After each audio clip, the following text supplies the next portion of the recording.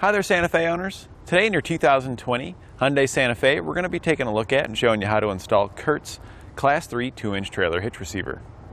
And this is what our hitch looks like when it's installed. It is going to be visible underneath the vehicle, as it does stick down quite a bit. It's tucked back well underneath, so from a distance it doesn't detract from the looks of the vehicle too much. The receiver here at the back is a Class 3 2-inch by 2-inch, so it's going to be great for all of your towing needs.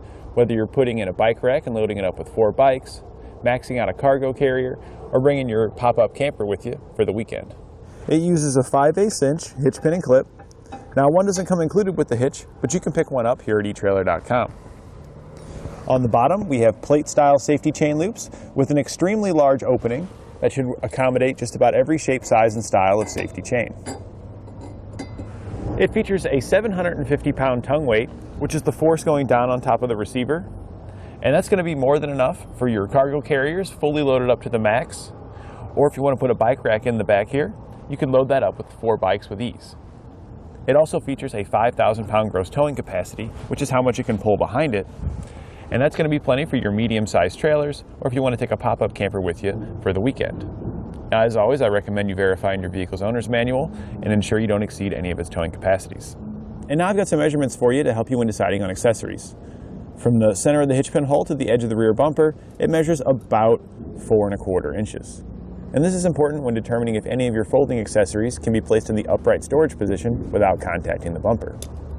And from the ground to the top inside edge of the receiver tube, it measures about 13 inches. And this is important when determining if you need a drop, rise, or a raise shank on any of your accessories. Now that we've gone over some of the features, let's go over the installation together so you can have the confidence to do it at home. We'll begin our installation by lowering down our spare tire. All your tools are located here in the back. Use the screwdriver found there in the back to remove the cover.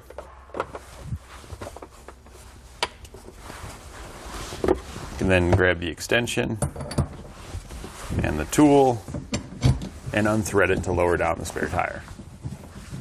We'll need to lower down our exhaust, so we're going to put a strap in place to ensure that it doesn't lower too far to cause any damage to anything. So we're just going to hook this onto the back here, just put a little tension on it, and then we can start taking off the 3 hangers that hold our exhaust up.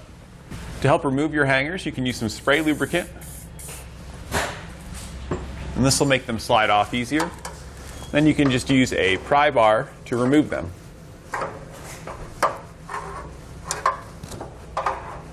We're going to repeat that for the 2 remaining hangers.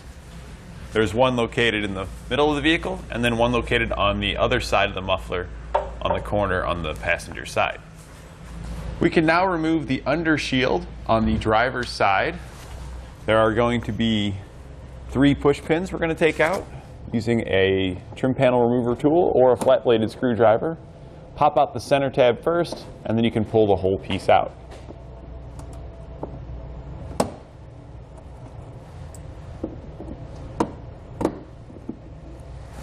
And then we can use a 15mm socket to remove the plastic nuts that hold it on the top.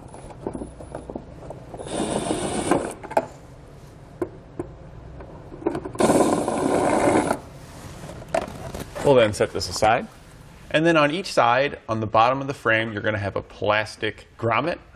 We're going to pop that out using a flat-bladed screwdriver or a trim panel tool. We took the plug out so it would sit flush against the bottom of the frame.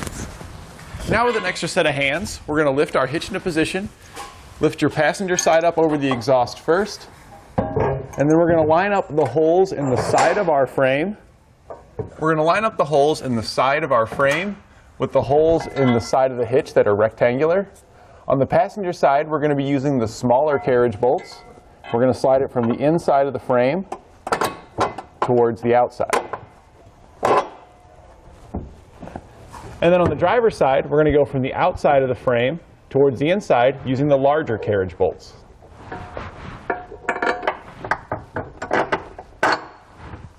Once you've got one bolt slid in on each side, the hitch will hold itself up, making it easier to get in the rest of your hardware.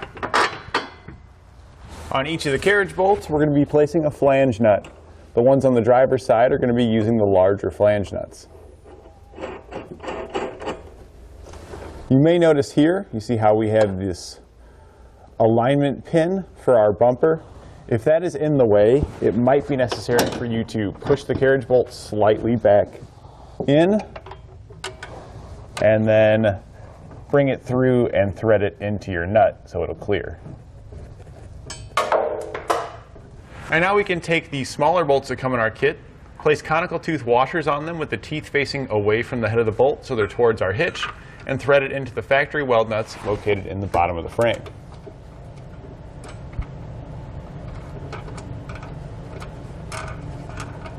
On our passenger side, we'll have 2 bolts, and on the driver's side, you'll just have the one lining up with the holes in your hitch. You're only going to use the weld nuts in the bottom of your frame that match up with the holes in your hitch. We can now go back and tighten down our hardware. Your smaller bolts in the bottom will use a 17mm socket. Our side bolts on the passenger side here are going to use an 18mm socket.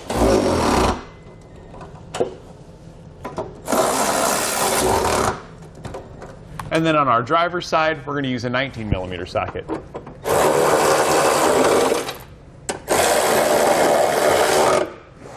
We can then go back and torque all the hardware to the specifications found in our instructions.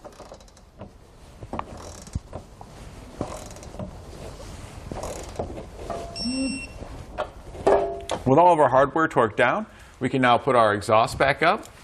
We're going to use some spray lubricant again just to make it easier to slide the hanger back onto the hook here.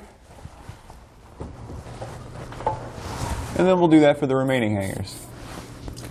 We can now take our strap down and then reinstall our panel on the driver's side.